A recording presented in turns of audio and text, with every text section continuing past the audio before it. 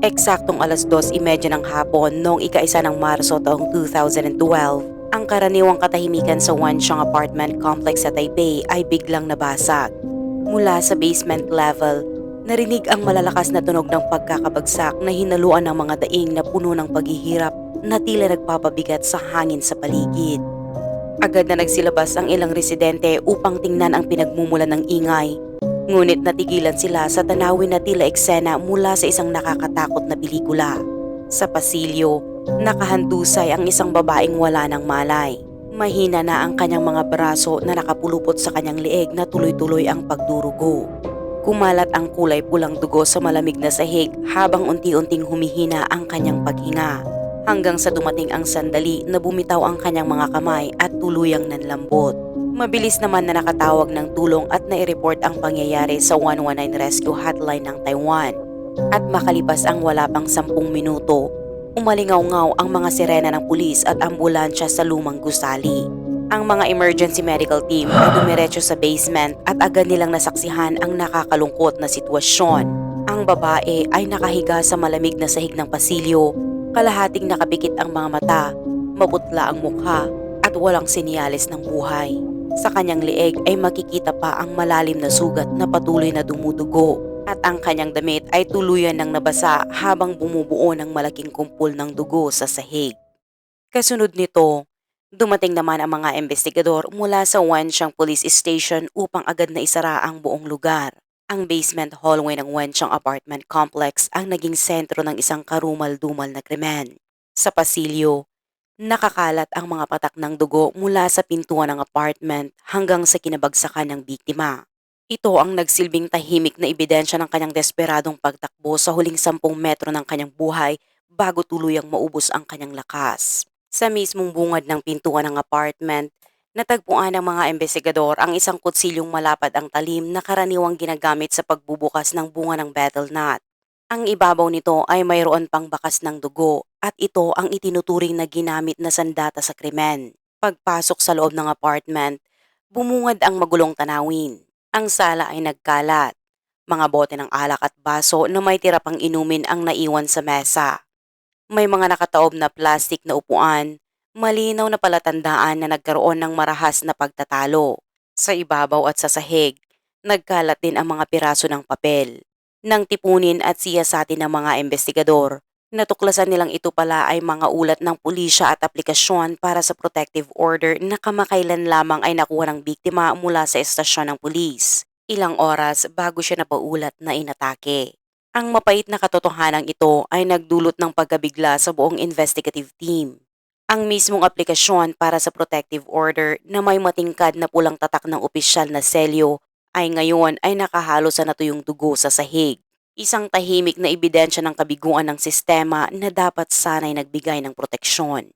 Ang dokumentong iyon ay nagsilbing tahimik na paratang at pahiwatig na ang kasong ito ay may mas malalim at mas masakit pang kwento sa likod ng nangyayaring trahedya. Sa mismong lugar ng insidente, isang lalaki ang natagpuan na nakatayo at nanginginig na waring isang kaluluwang ligaw. Ang kanyang damit ay may mga bakas ng dugo at mula sa kanya ay umaalingasaw ang matapang na amoy ng alak na patunay ng matinding kalasingan. Bagaman hindi agad na kumpirma ng mga otoridad ang kanyang pagkakakilanlan o papel sa nangyari, malinaw na may kaugnayan siya sa insidente. Dahil dito, napagpasihan ng mga pulis na dalhin siya sa estasyon para sa masusing pagtatanong at investigasyon. Sa unang yugto ng investigasyon, nahirapan ang mga otoridad na tukuyin ang pagkakakilanlan ng biktima. Ang lalaking nasa pinangyarihan ay nanatiling tulala at hindi makapagbigay ng malinaw na impormasyon. Dahil dito, kinailangan pa ng mga investigador na humanap ng iba pang palatandaan mula sa mga pisikal na ebidensya. Nagsimula ang forensic team sa masusing pagsusuri sa mga personal na gamit ng biktima. At sa isang maliit na pitakang nakatapon sa sulok ng kwarto, natagpuan nila ang unang mahalagang pahiwatig. Isang residence card para sa mga dayuhan. Malinaw na nakasaad dito ang pangalang Ning Li Feng, isang babaeng may nasyonalidad na Vietnamese, may asawa at may legal na permiso upang manirahan sa Taiwan. Gayunpaman, upang matiyak ang kawastuhan, ikinumpara at pinagtibay pa ito ng mga pulis sa iba't ibang opisyal na sanggunian. Isa pang mahalagang ebidensya ang natagpuan. Ang aplikasyon para sa protective order na may pirma ng biktima at opisyal na selyo mula mismo sa Wancheng Police Station. Nakasulat dito ang pangalan ng asawa bilang Ning Li Feng, ang pangalan ng kanyang mister bilang Huang, at malinaw ding nakatala ang oras ng pagsusumite. 1:35 ng hapon sa parehong araw, ika-1 ng Marso taong 2012. Agad naman na nakipag-ugnayan ang mga pulis sa kanilang mga kasamahan sa Wancheng Station upang beripikahin ang impormasyon. At tulad ng inaasahan, kinumpirma ng duty officer na may dumating ang isang babaeng Vietnamese ilang oras bago ang insidente. Siya ay dumulog sa himpilan sa labis na takot. Iniulat ang pananakit na naranasan mula sa sariling asawa at humiling ng agarang protective order. Kasabay nito, pinalawak ng mga investigador ang kanilang pagsisiyasat upang mas makilala ang biktima at maunawaan ang kanyang kalagayan at mga relasyon. Upang mabuo ang kumpletong larawan ng buhay ng babaeng ito na nauwi sa trahedya, kinailangan nila ng tulong ng ahensya ng pamahalaan na namamahala sa immigration sa Taiwan. Gamit ang numero mula sa kanyang residence card, nagbigay ang immigration office ng detalyado at komprehensibong talaan tungkol sa kanyang pagkatao at personal na kalagayan. Ang pangalan ng biktima ay Ning Li Feng. Ipinanganak noong 1981 sa Vietnam. Lumaki siya sa hirap at kabilang sa isang pamilyang manggagawa sa District 11 ng Ho Chi Minh City. Noong 1997, sa edad na 16 pa lamang, napilitan siyang pumasok sa isang kasunduhang pagpapakasal sa pamamagitan ng marriage brokerage. At ang kanyang napangasawa ay isang mas nakakatandang Taiwanese. Bitbit ang marupok na pag-asa para sa mas maayos na kinabukasan. Iniwan ni Feng ang kanyang bayan at sinamahan ang kanyang asawa patungong Taiwan kung saan sila nanirahan sa Wancheng District ng Taipei. At sa kanilang pagsasama, nagkaroon sila ng 2 anak na babae. Sa paningin ng mga taong nakapaligid sa kanya, kilala si Feng bilang isang tapat na asawa at mapag-arugang ina. Tahimik at matiisin ang kanyang ugali at laging inuuna ang kapakanan ng kanyang pamilya. Hindi lamang siya nag-aasikaso ng tahanan, kundi nagsikap din siyang magtrabaho upang makatulong sa kanilang kabuhayan. Siya ay naging manggagawa sa isang paggawaan ng sapatos sa lugar ng Xindian. Ang asawa ng biktima ay si Huang Donghae na ipinanganak noong 1966. Siya ay ang parehong lalaking natagpuan sa lugar ng krimen na wala sa sarili ang tingin at nababalutan ng dugo ang damit. Lumaki si Huang sa isang mahirap na puok sa Tainan. Bata pa lamang ay ramdam na niya ang kalungkutan at hirap ng buhay. Huminto siya sa pag-aaral matapos ang middle school at napilitang maghanap buhay sa pamamagitan ng iba't ibang trabahong pisikal. Maging sa Taiwan, hindi rin naging maayos ang kanyang kalagayan. Ang kanyang mga magulang ay mahina at matanda na at matapos siyang magpakasal, napilitan silang manirahan kasama ng kanyang asawa at 2 anak sa apartment na pagmamay-ari ng kanyang nakakatandang kapatid. Ang kanyang pangunahing hanap buhay ay pagkakarpintero na nakatuon sa paggawa ng interior decoration. Subalit madalas ay maliit lamang at hindi regular ang kanyang mga proyekto. Dahil dito, nanatiling hindi tiyak at kulang ang kita ng pamilya na hindi nakapagbigay ng sapat na seguridad sa kanilang pamumuhay.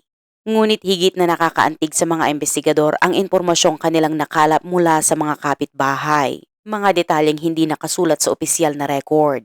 Napag-alaman nilang nagkaroon pala si Huang ng unang asawa, isang babaeng Taiwanese, ngunit nauwi sa hiwalayan ang kanilang pagsasama dahil sa kanyang marahas na pag-uugali. Ang revelasyong ito ay nagsilbing mahalagang piraso ng palaisipan sa kabuuang kaso at nagbigay ng malinaw na direksyon sa posibleng motibo. Lumitaw ang matinding hinala na ang pagkamatay ng mahinahong si Feng ay bunga ng matagal ng karanasan ng domestic violence. Ito ang higit pang nag-udyok sa mga investigador na pag-igihin ang kanilang trabaho upang maungkat ang buong katotohanan at maibigay ang hustisya sa biktima. Kaagad matapos ang masusing pagsusuri sa lugar ng krimen, agad na nagpakilos ng buong puwersa ang investigative agency ng Taipei upang tuluyang mabuo ang kabuuang larawan ng kaso. Habang hinihintay ang tamang oras upang isailalim si Huang sa pagtatanong, walang tigil ang forensic team at mga eksperto sa ebidensya sa kanilang trabaho at dahang-dahang inilalantad ang mga detalye ng trahedyang bumabalot sa insidenteng ito. Ipinakita ng forensic report ang malinaw at nakakalungkot na resulta. Ang sanhi ng pagkamatay ng biktima ay sobrang pagkawala ng dugo na dulot ng malalim na sugat sa kanyang leeg. Isang nakamamatay na pinsala na ganap na tumutugma sa katangian ng malapad na kutsilyo para sa betel nut na natagpuan sa pinangyarihan. Partikular na ikinabahala ng mga eksperto ang maliliit na hiwa na nakita sa mga kamay ng biktima. Ito ay tinukoy bilang mga defense wounds, palatanda ang sinubukan pa niyang ipagtanggol ang sarili at harangin ang pag-atake sa kanyang huling mga sandali. Batay sa pagsusuri, tinatayang naganap ang pagkamatay sa pagitan ng alas 2:40 at alas 2:50 ng hapon sa parehong araw. Eksaktong oras na tumugma sa ingay na narinig ng mga kapitbahay at sa pagtawag nila sa pulisya. Bagaman walang nakitang senyales ng sexual assault o iba pang kakaibang pinsala, ikinagulat ng forensic expert ang napakaraming pasa at marka sa iba't ibang bahagi ng katawan ng biktima. Ang mga bakas na ito ay malinaw na patunay na ilang ulit na siyang nakaranas ng pananakit bago pa man ang araw ng kanyang pagkamatay. Hindi lamang nilinaw ng autopsy ang sanhi ng kanyang pagkamatay, kundi mas lalo rin itong pinagtibay ang teorya na ang nangyayari ay hindi isang biglaang insidente, kundi isang premeditated murder. Isang malagim na kasukdulan ng mahabang panahon ng domestic violence. Sa pinangyarihan ng insidente, masusing nangalap ng ebidensya ang Criminal Investigation Team mula sa mga bakas ng daliri, yapak, hanggang sa mga patak ng dugo upang makatulong sa investigasyon. Mabilis na isinagawa ang pagsusuri at pagtutugma ng mga ito. Lumabas sa fingerprint comparison na ang mga bakas na natagpuan sa hawakan ng ginamit na kutsilyo ay eksaktong tumugma sa mga fingerprint ni Huang. Hindi lamang iyon. Sa DNA analysis ng mga mansya ng dugo sa kanyang damit, nakumpirmang ang dugo ay mula mismo sa biktima. Isa itong hindi matatawarang pisikal na ebidensya na nagpapatunay ng kanyang presensya sa mismong oras at lugar ng krimen. Bagaman walang nakalagay na security camera system sa mga palapag ng Wenchong apartment complex, nakatulong ang surveillance camera na naka-install sa pangunahing pasukan ng gusali. Sa kuha ng camera, malinaw na nakita si Huang, lasing at hirap sa paglalakad nang umuwi ito bandang 1:30 ng hapon noong ika-1 ng Marso taong 2012. Mahalaga ring tandaan na sa parehong oras ng krimen, walang ibang taong lumabas o pumasok na maaaring ituring na estrangherong sangkot. Ang bawat ebidensya, bawat detalye ng investigasyon ay nagtuturo sa iisang direksyon, ang asawa na si Huang. Upang makakalap ng mga objektibo at mas malawak na impormasyon, nagsagawa ng masusing panayam ang mga pulis sa mga residente ng Wenchong apartment complex. Mula rito, nakakuha sila ng mahahalagang pahayag mula sa ilang direktang saksi. Karamihan sa mga na-interview ay nagkumpirma na narinig nila ang malakas na pagtatalo mula sa apartment ni na Huang at Feng bandang alas 2 ng hapon. Partikular na tumimo sa mga investigador ang salaysay ni Ginang Liu na nakatira mismo sa tapat ng kanilang unit. Ayon sa kanya, malinaw niyang narinig ang desperadong tinig ni Feng na nagmamakaawa. At ilang minuto lamang matapos ang nakakatakot na tunog mula sa loob, nasaksihan niya ang nakakalungkot na tanawin. Tumakbo palabas ng apartment si Feng, nanginginig ang mga kamay na mahigpit na nakahawak sa kanyang leeg na sugatan. Si Ginang Liu ang kauna-unahang tumawag sa 119 at ang naging direktang saksi sa huling sandali ng biktima bago ito bumagsak mismo sa tapat ng kanyang pintuan. May isa pang residente na nakatira sa palapag sa ibaba ang nagbigay ng dagdag na impormasyon. Aniya, nakita niya si Huang na lasing at paika-ika habang naglalakad sa pasilyo sa parehong oras. Bagaman walang sino mang nakakita sa aktwal na pag-atake, lahat ng kapitbahay ay nagpatotoo na malinaw nilang narinig ang malakas na pagtatalo ng mag-asawa. Isang saksi rin ang nag-ulat na narinig niyang sumigaw si Feng ng mga salitang nagsasaad ng kanyang matinding galit at pagkadismaya. Pinaniniwalaang iyon na ang huling mga katagang nasambit niya bago ang katahimikan na sumunod sa trahedya. Ang mga pahayag na ito ay nagsilbing huling mga piraso ng palaisipan na nagbigay linaw sa buong pagkakasunod-sunod ng malungkot na pangyayari. Kasabay nito, pinalawak ng mga investigador ang kanilang pagsisiyasat at nakipag-ugnay sa may-ari ng shoe factory sa Xinjiang kung saan nagtatrabaho si Feng. Ang naging usapan na ito ay nagatid ng napakahalagang impormasyon na lalo pang nagbigay linaw sa mga pangyayari noong araw ng trahedya. Ikinwento ng may-ari ng pagawaan na bandang alas 10 ng umaga noong ika-1 ng Marso. Bigla na lamang sumulpot si Huang sa kanilang pabrika sa kalagayang lasing. Nagdulot siya ng kaguluhan at pinagmumura ang kanyang asawa sa harap ng mga tao. Sa kanyang pagkalasing, wala siyang basihan na inakusahan si Feng na may hindi kanais-nais na ugnayan sa mismong may-ari ng pabrika. Dahil sa gulo, napilitan ang may-ari na tumawag ng pulis upang makialam at tuluyang alisin si Huang sa lugar. Matapos ang insidenteng ito, Si Feng, na labis ng nahihiya at pagod, ay nagpaalam upang magpahinga sa natitirang oras ng kanyang trabaho. Ngunit imbis na umuwi agad sa kanilang apartment, nagtungo siya ng palihim sa Wenchang Police Station upang isumbong ang buong pangyayari at magpasa ng aplikasyon para sa agarang protective order bandang 1:35 ng hapon. Kinumpirma ng duty officer sa himpilan ang impormasyong ito. Inilarawan niya si Feng na nasa kalagayan ng labis na takot at pagkapagod. Sa pagitan ng hikbi, inilahad niya ang paulit-ulit na pananakit na naranasan mula sa kanyang asawa, lalo na ang pangyayaring nangyari noong umaga nang siya ay ipahiya sa harap ng mga katrabaho. Habang luhaan at halos walang boses, nakiusap siyang gabayan siya sa pagkumpleto ng aplikasyon para sa protective order. At bago siya umalis, ibinigay sa kanya ang opisyal na kopya na may selyo bilang legal na proteksyon para sa kanyang sarili. Ngunit tila napakabagsik ng tadhana. Eksaktong 1 oras matapos siyang umalis sa himpilan, natanggap ng mga pulis ang malagim na balita na ang babaeng kanilang tinulungan mismo ay si Feng, ang parehong biktima sa trahedyang naganap. Dahil sa mga pahayag at ebidensyang ito, unti-unting nabuo ang kabuuang larawan ng kaso. Wala nang alinlangan na ang salarin ay ang asawa mismo.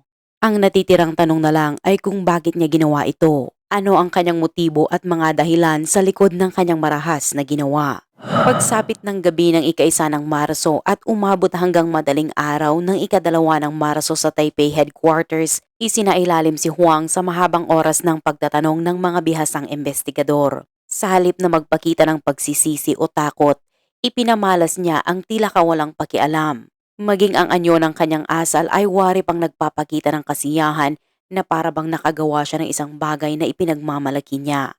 Nang tanungin tungkol sa kanyang ginawa, walang pag-aatubili niyang inamin ang kanyang pagkakasangkot. Ipinaliwanag niyang hindi siya nagdalawang isip sa ginawa dahil naramdaman niyang siya ay hinamak at tinawag na walang silbi.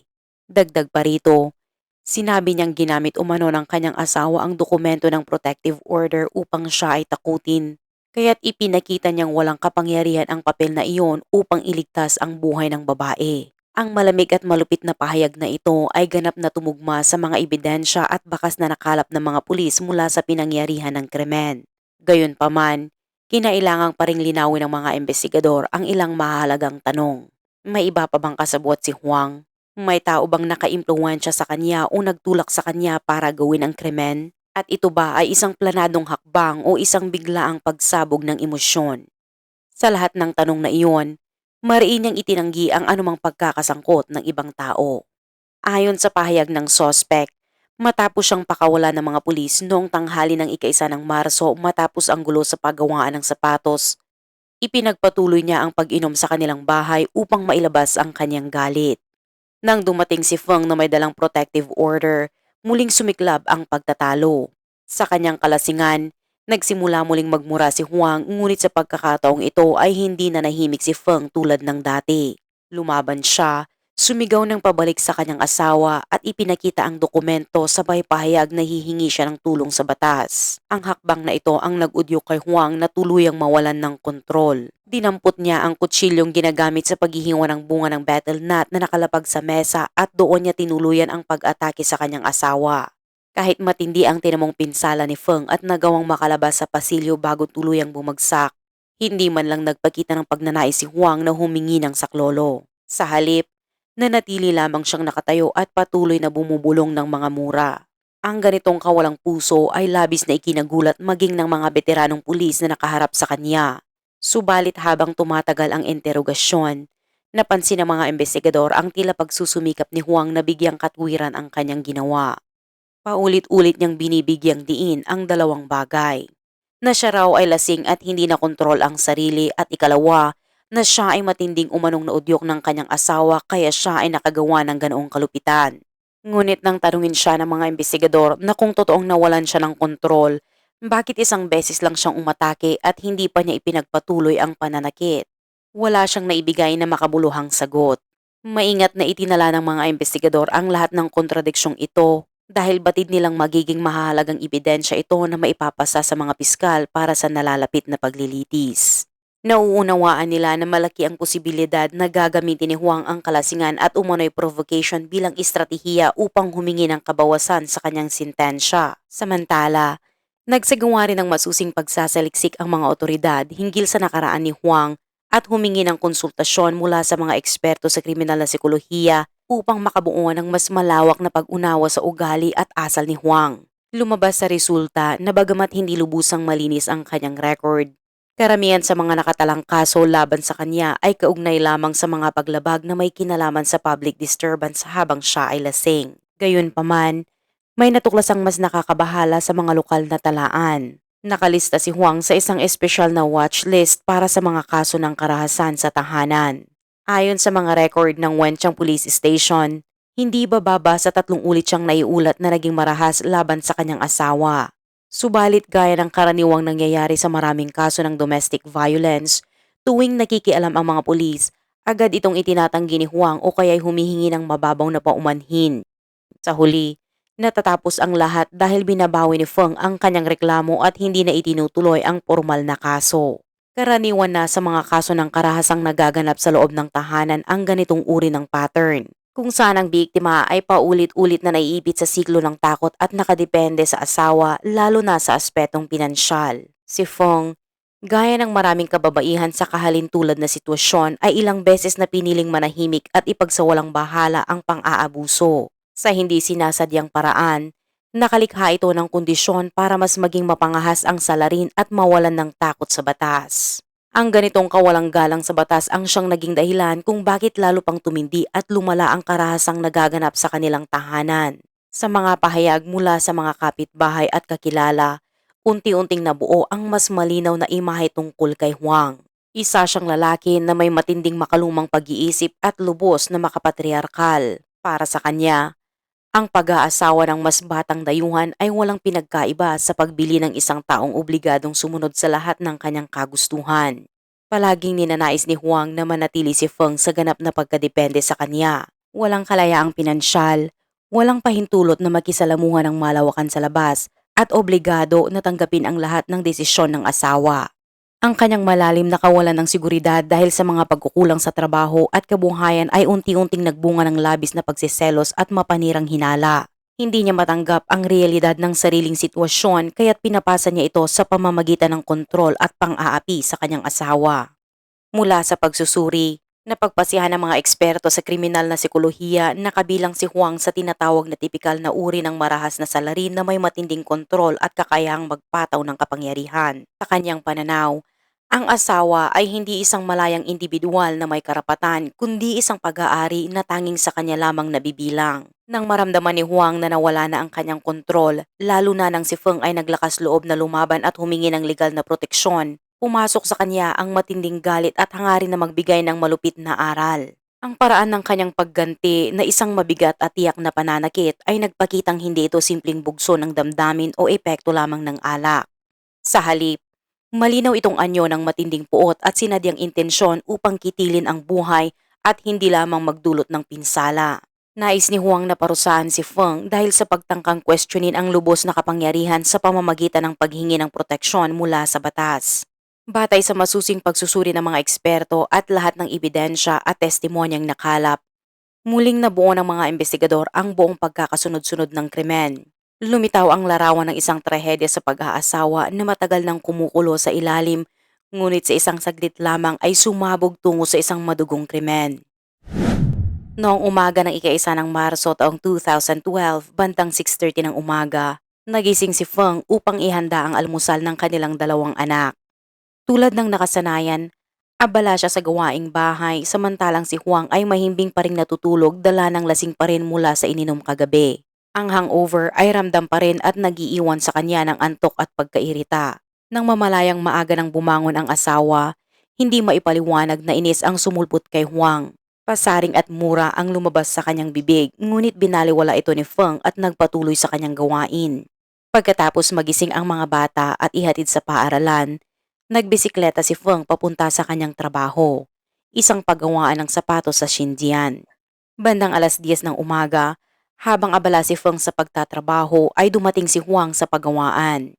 Habang nag-iisa siya sa bahay, unti-unting humupa ang epekto ng alak ngunit napalitan ito ng mga maling hinala at imahinasyon na dala ng sobrang pag-inom. Nagsimulang pumasok sa isip niya ang mga walang basehang senaryo na may relasyon ang kanyang asawa sa ibang lalaki. Habang tumatagal, lalong lumalakas ang kanyang selos at hinala na nagpaalab sa kanyang galit.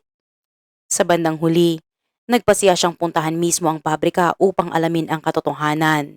Ngunit bago umalis ng bahay, muling uminom ng alak si Huang. Ang tahimik na kapaligiran ng paggawaan ay biglang nabasag ng malalakas na sigaw. Napatigil ang lahat ng manggagawa nang makita ang isang lalaking gusot ang itsura, amoy na amoy ang alak at halos hindi matatag ang pagkakatayo. Walang pag-aalinlangang pumasok si Huang sa loob at malakas na binabagsak ang kanyang mga kamay sa mga lamesa ng makina na lumilikha ng malalakas na tunog na umaalingaw-ngaw sa kabuuan ng pabrika. Namumula ang kanyang mga mata na tila naghahanap ng tao at natagpuan niya ang kanyang asawa. Sa matinding pagkataranta, mabilis na lumapit si Feng upang pigilan siya habang nalulunod sa hiya at takot sa harap ng mga kasamahan. Ngunit imbis na kumalma, lalo pang nag-alab si Huang at binigkas ang maruruming salita na walang basihang inaakusahan ang kanyang asawa na may relasyon sa may-ari ng pagawaan. Nang lumabas ang may-ari upang ipagtanggol si Feng, lalo itong nagpainit ng ulo ni Huang. At dahil sa lumalalang sitwasyon, napilitan ang may-ari na tumawag ng lokal na pulis. At makalipas lamang ang ilang sandali, 2 pulis ang dumating. Saksi sila sa pagwawala ni Huang habang hawak at pinipilit pa rin ang kanyang asawa. Si Feng naman, namumutla at lumuluha na labis na nahihiya sa harap ng kanyang mga katrabaho. Agad na namagitan ang mga pulis at inutusan si Huang na bitiwan ang asawa at magpakita ng pagkakakilanlan. Sa simula ay tinangkapan niyang manlaban ngunit mabilis din siyang napigilan ng 2 alagad ng batas at inilabas sa gusali.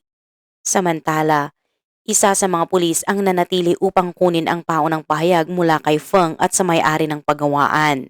Ang may-ari na galit ay inilahad ang lahat ng ginawang gulo ni Huang. Si Feng naman ay nanginginig na nakayukong humihingi ng paumanhin sa abalang idinulot ng asawa. Dinala ng mobile patrol si Huang sa Wenchang Police Station kung saan nakatanggap siya ng matinding babala.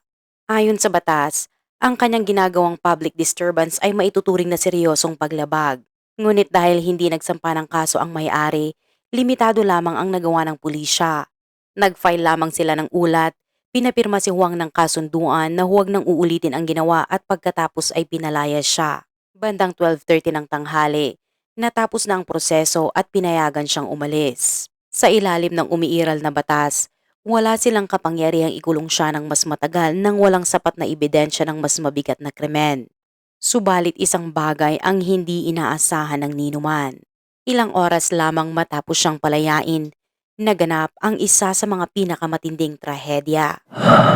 Samantala, matapos ang gulo sa pinagtatrabahuan, binalot ng matinding kahihiyan at kawalan ng pag-asa si Feng.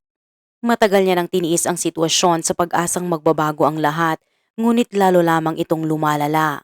Sa kanyang puso, unti-unting nanaig ang takot sa kinabukasan. Kaya nang madala ng mga pulis ang kanyang asawa, humingi siya ng pahintulot sa amo na makauwi ng maaga.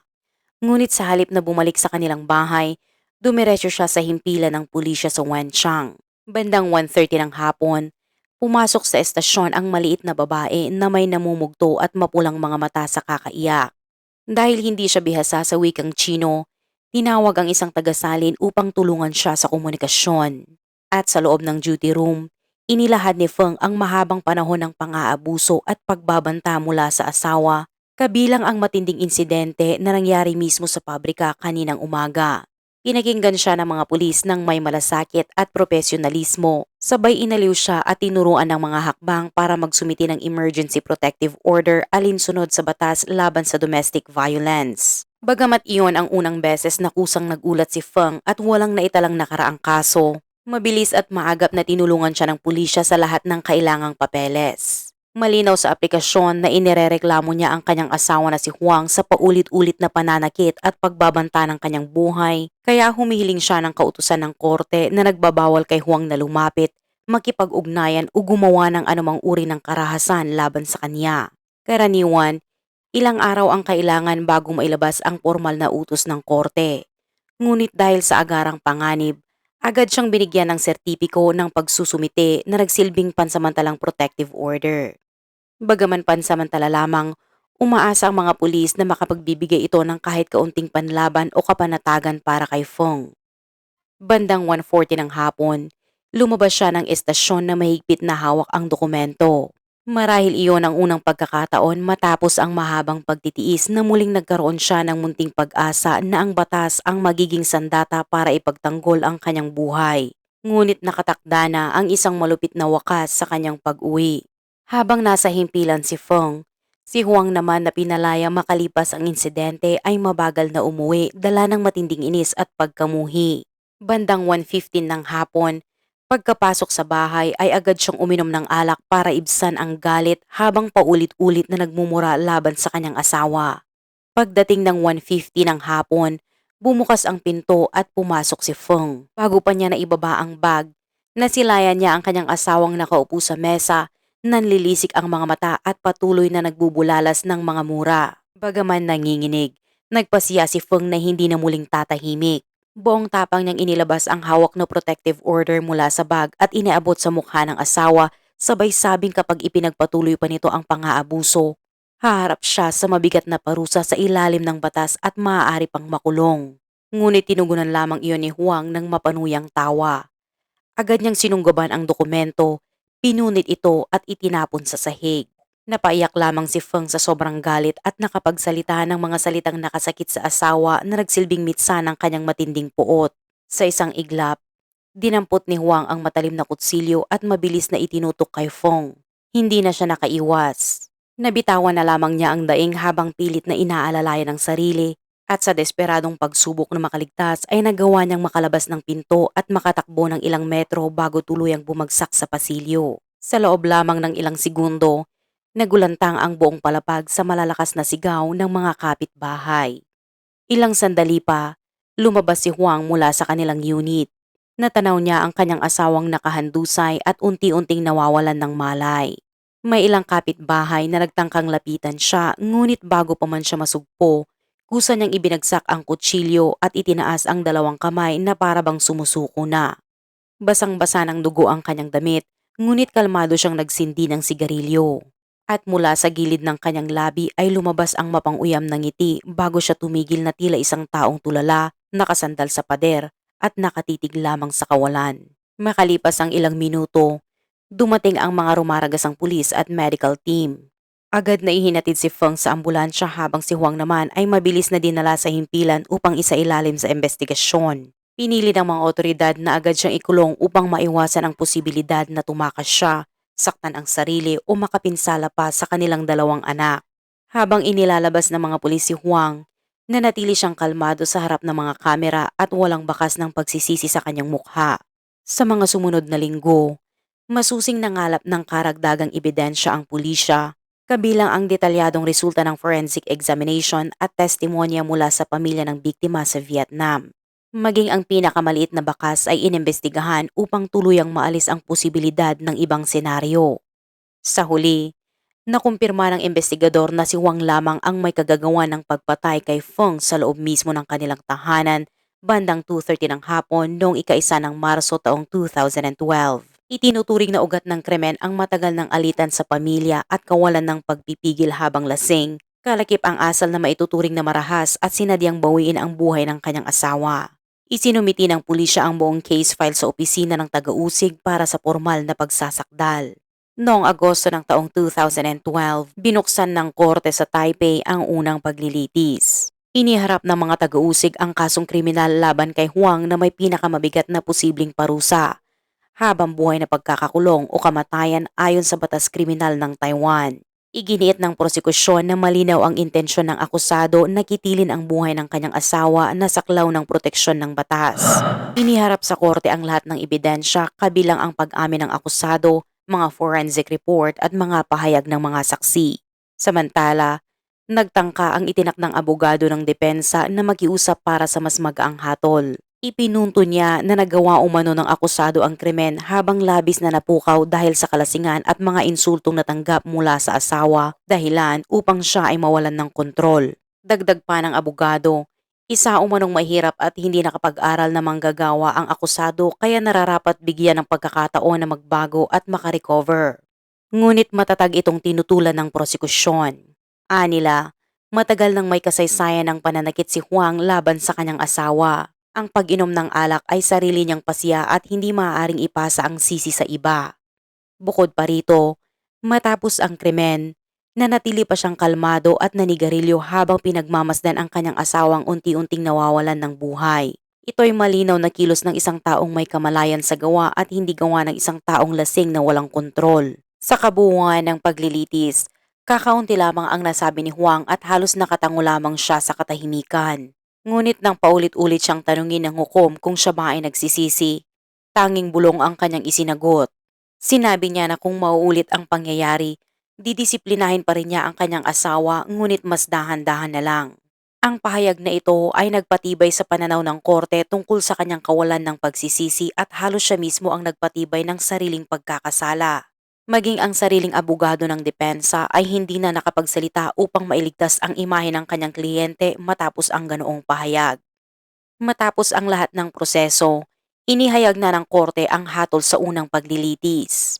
Napatunayang si Huang ay nagkasala ng premeditated murder o sadyang pagpatay at isinagawa ito sa paraang labis na malupit.